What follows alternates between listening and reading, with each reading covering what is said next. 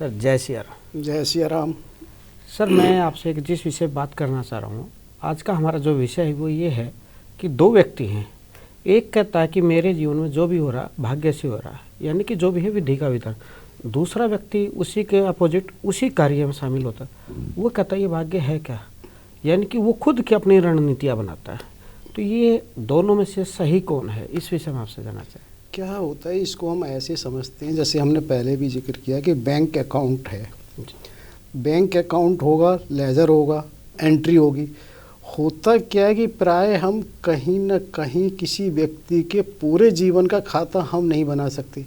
उसकी क्या debit entry है, क्या क्रेडिट एंट्री है, हम उसका क्षणिक देखते हैं और उसी से अंदाज़ा लगाते हैं।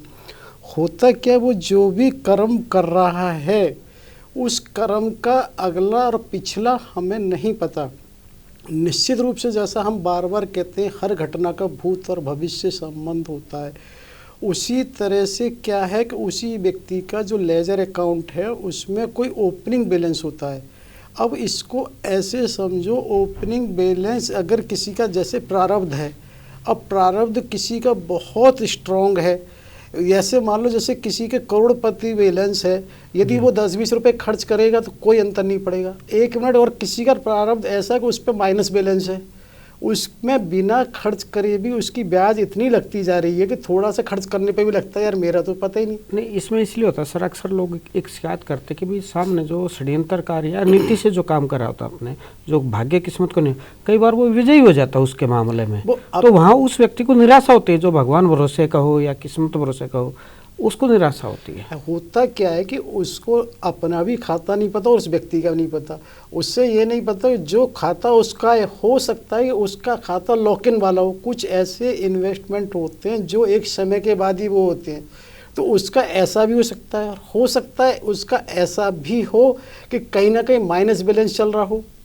और जो दूसरा व्यक्ति जिसको हम सफल कह रहे हैं, वो वास्तव में क्या होता है कि उसका जो बैलेंस इतना स्ट्रॉन्ग रहता है, इसकी वजह से वो जो भी गलत काम कहना है, एक तरह से उसका खर्च अगर हो भी जाता है तो उसको प्रभावित नहीं करता। लेकिन अगर हम किसी के भी जीवन का पूरा आकलन करेंगे तो आपको देखिएगा कि वास्तव बैलेंस जब निकल के आता है किसी न किसी वजह से ही आता है। क्योंकि सर क्या है ना, संसार क्या है, सामने जो हो रहा है तो उस व्यवहार को देखता है।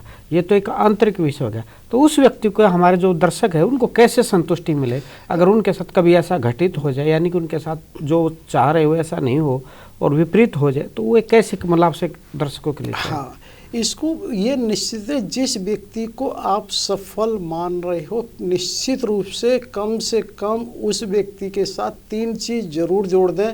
उसका भूत और भविष्य। भूत में क्या होता है कि स्वयं के कर्म हो सकते हैं, उसका कहीं माता पिता द्वारा कुछ चीज़ प्रदान की हुई हो सकती है, और भविष्य के लिए हम उसके बच्चों की बात, अगली पीढ़ी की बात कर रहे हैं। तो जब आप पूरा आकलन करेंगे तो आपको कहीं ना कहीं उसका उत्तर मिल जाएगा। लेकिन होता तो ये कि हम दूसरे के कर्म की तो बात तो अलग है, अपने कर्म का ही मूल्यांकन नहीं कर पाते। मैं मतलब जैसे सुखी और दुखी के विषय में किसी अपने एक संत को सुन रहा था। उन्होंने कहा भाई मान लो कि कहते हैं ना अक्सर भक्ति करने वाले लोग दुखी है। उन्होंने एक छोटा सा उत्तर दिया कि मान लो आप बहुत सुंदर कपड़े लेकर आए हो और उन पर कोई दाग लग जाए तो आप उनको तुरंत साफ करते हो, और जब तक वो दाग नहीं जाता आप उसको रगड़ते रहते। वही आपके घर का डोरमेट है, उसको आप हल्के से साफ करते हो और उसमें गंदगी भरी पड़ी उसको छोड़ देते हो।